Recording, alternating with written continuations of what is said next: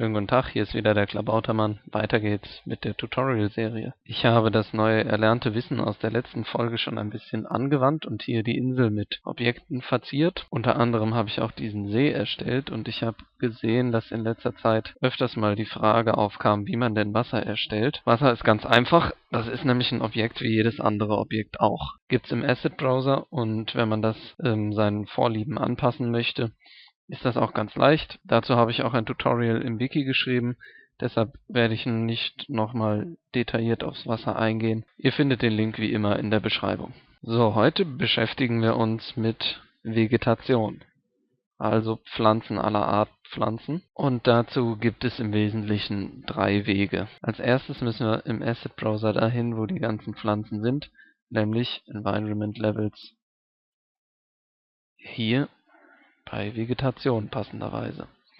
So, jetzt gibt es hier noch verschiedene Unterordner, Pilze, Bäume, alles was man braucht. Über Groups und Layer habe ich ja mittlerweile schon viel erzählt.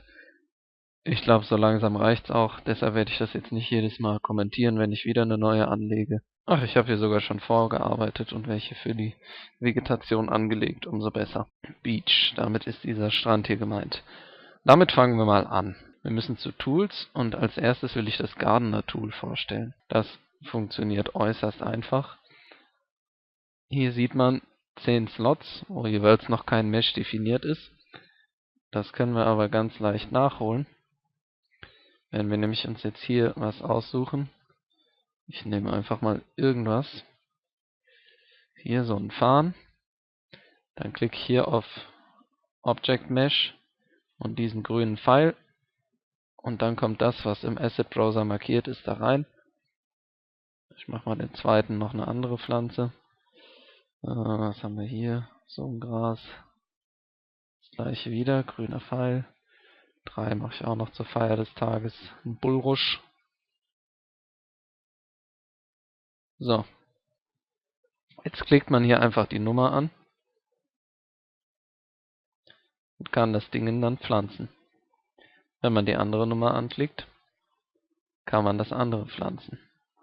Das zeige ich jetzt nicht nochmal bei der 3. Was vielleicht noch interessant ist, Random. Dann wird sozusagen zufällig ausgewählt, welche von den 3, die ich da in der Liste habe, jetzt gepflanzt wird. Das Ganze kann man auch speichern, einfach einen Namen eingeben. Ich nenne es Test. Hier speichern. Und dann kann das auch wieder geladen werden. So kann man sich also mehrere Pflanzensets anlegen. Die so gepflanzten Pflanzen kann man einzeln bewegen und auch ganz normal als Objekte löschen und die erscheinen auch hier auf der Ebene. Ich mache sie mal wieder weg. So, das war das erste Tool. Jetzt kommt das nächste.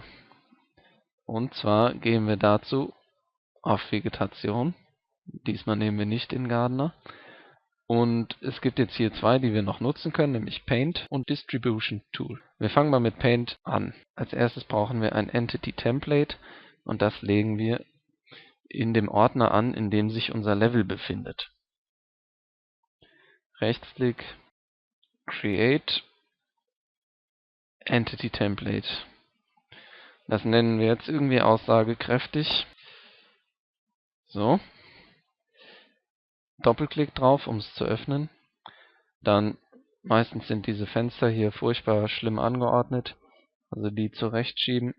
Wir wollen nämlich hierhin zu Entity Class und auf diesen grünen Pfeil. Und dann suchen wir hier, OK, speichern, zumachen, erledigt. Das ist jetzt nur die Vorbereitung. Jetzt müssen wir doch nochmal in den Gardener zurück und ich nehme mal die 4, weil die noch frei ist. Diesmal definieren wir kein Mesh, sondern ein Template. Und zwar das, was wir gerade angelegt haben. Gehen hier rein, wieder grüner Pfeil. So. Jetzt gucken wir, dass hier irgendeine Ebene ausgewählt ist. Und klicken einmal rein. Wir setzen also einmal, pflanzen dieses Template einmal ein. Man sieht jetzt nicht, dass was passiert. Es macht aber nichts, das ist schon richtig so. So, weil jetzt können wir nämlich hier zur Vegetation gehen.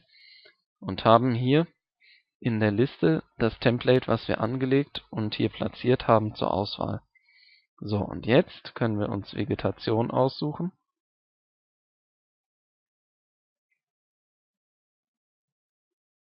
und die hier mit Rechtsklick, das was wir im Asset Browser ausgewählt haben, die mit Rechtsklick hinzufügen. So, ich mache einfach mal ein paar rein zufällig. So, jetzt haben wir die alle hier in der Liste drin. Und wenn wir jetzt auf Paint gehen, haben wir hier diesen altbekannten Kreis. So, jetzt können wir die Dinger einzeln auswählen und einfach painten. Oder wir wählen sie mit gedrückter Shift-Taste oder mit Steuerung-Taste, je nachdem wie viele wir haben wollen, alle aus. Und dann können wir alle auf einmal painten. Ja, hier ist das Gras und das Schilf, ist alles dabei.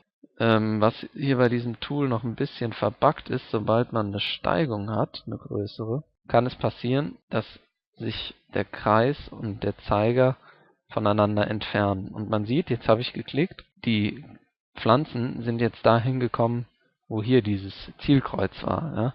Also der Kreis ist nicht immer exakt, je steiler und je komischer das Terrain ist und je länger man das benutzt. Hier sieht man es wieder ganz gut. Hier ist der Zeiger, da unten der Kreis und ich painte die Vegetation aber nach hier oben.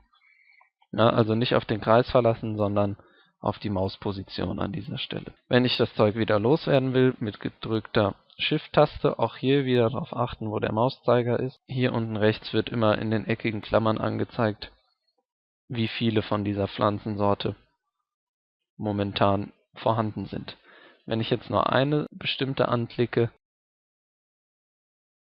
kann ich auch nur eine Sorte hier rauslöschen. Hier gibt es noch ein paar Einstellungen, die gab es auch im Gardener, da habe ich sie ein bisschen übergangen. Man kann jetzt hier für jede Pflanze einstellen, ein paar grundlegende Parameter. Das Mesh ist klar, ist visible ist auch klar, Größe ist eigentlich auch klar. Also wenn wir jetzt hier eine 2 eingeben, ist es doppelt so groß. Und was ganz interessant ist, ist hier das, weil damit kann man die Größe zufällig variieren. Ja, je nachdem, was man da für eine Zahl eingibt.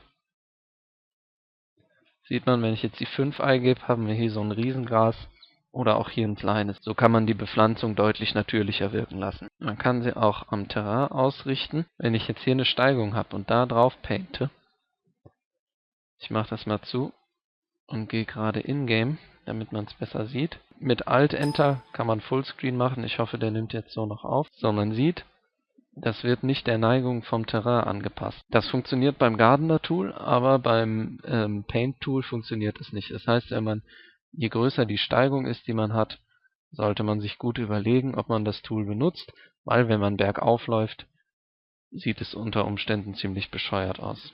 Ja, also bei Steigung ist dieses Tool leider nicht so gut zu gebrauchen. Auch wenn es hier die Einstellung Realign gibt, es funktioniert einfach nicht. So, was haben wir noch für Einstellungen? Wir haben die Density, also die Dichte. Was interessant ist und womit, glaube ich, jeder beim ersten Versuch sein Redkit zum Absturz bringt. Wenn man jetzt hier eine kleine Zahl eingibt, ich mache es besser nicht, wird die Dichte, die Density höher. Das heißt, je kleiner die Zahl, desto mehr Pflanzen auf einem Fleck. Und Pflanzen haben einen ganz enormen Einfluss auf die Performance. Das heißt, da kann man sich schnell alles mit zerschießen, dass man nur noch sehr wenige FPS hat oder das Redkit gleich abstürzt. Kollision ist klar. Der Rest ist nicht mehr so wichtig. Hier Slope, Min, Max. Da kann man festlegen, für welche Steigung des Terrains die Pflanze überhaupt noch erscheint. Also hier von 0 bis 90 Grad. Cast Shadows ist auch wichtig, weil das ist, wenn man sehr dichtes Gras pflanzt. Ich setze mal eben die Density auf 0,5. Dann würde man jetzt die Schatten auf dem Boden kaum noch sehen. Und es kostet aber sehr viel Performance, diese bewegten dynamischen Schatten zu berechnen. Deshalb bei Gräsern muss man gucken, ob das wirklich nötig ist. Wenn man jetzt große einzelne Bäume hat, ist der Schatten natürlich wichtig. Bei sowas fällt es wahrscheinlich nicht auf. Muss man mit seinem Gewissen und der Performance vereinbaren. So, hier die Max Render Distance ist eigentlich auch klar. Ja, irgendwann gehe ich weg davon und dann wird es nicht mehr gerendert. Wenn ich jetzt hier eine 12 eingebe, dann sieht man, poppt das schon ganz schnell aus. kann man auch nutzen, um die Performance zu verbessern. Und das muss natürlich auch immer je nach Pflanze, je nach Größe und nach Verwendungszweck festgelegt werden. So, dann haben wir jetzt noch das Distribution Tool. Das benutzt auch hier diese Entity, die wir angelegt haben. Das heißt, wenn wir da mitarbeiten möchten, müssen wir die gleichen Schritte nochmal machen, mit Entity Template anlegen, einmal im Gardener platzieren und dann auswählen. Ich wähle das jetzt mal an. Vorher muss ich Areas einblenden, weil das funktioniert immer nur innerhalb gewisser Areas. Als erstes muss man die Area auswählen, in der man die Pflanzen aussäen möchte. So, dann, wenn man das hat, geht man auf Pick und dann einfach auf Generate und dann wird hier das Zeug irgendwie zufällig innerhalb dieser Area gepflanzt. Okay, sind jetzt nicht besonders viele, aber ich denke, man sieht, worauf es hinausläuft. Da kann man ganz schön viel einstellen hier mit den ganzen Schiebereglern und Presets und was weiß ich. Und ich muss zugeben, ich habe keine Ahnung, wie das funktioniert. Deshalb kann ich nur zeigen, wie das hier im Grundsatz funktioniert. Wenn man hier nochmal drauf geht, werden die Pflanzen nochmal zufällig neu angeordnet. Ach ja, eine Sache wollte ich aber noch zeigen. Wenn man nämlich hier dieses Foliage Distribution Tool benutzt oder Paint, ich bin jetzt hier auf dieser Ebene, dann hat man nur diesen einen Eintrag, wo wir vorhin einmal im Gardener Tool das Entity Template gepflanzt haben. Das heißt, einzelne Pflanzen können jetzt nicht ausgewählt oder bewegt werden. Das war's dann auch schon wieder für heute. Vielen Dank fürs Zusehen. Bis zum nächsten Mal. Tschüss.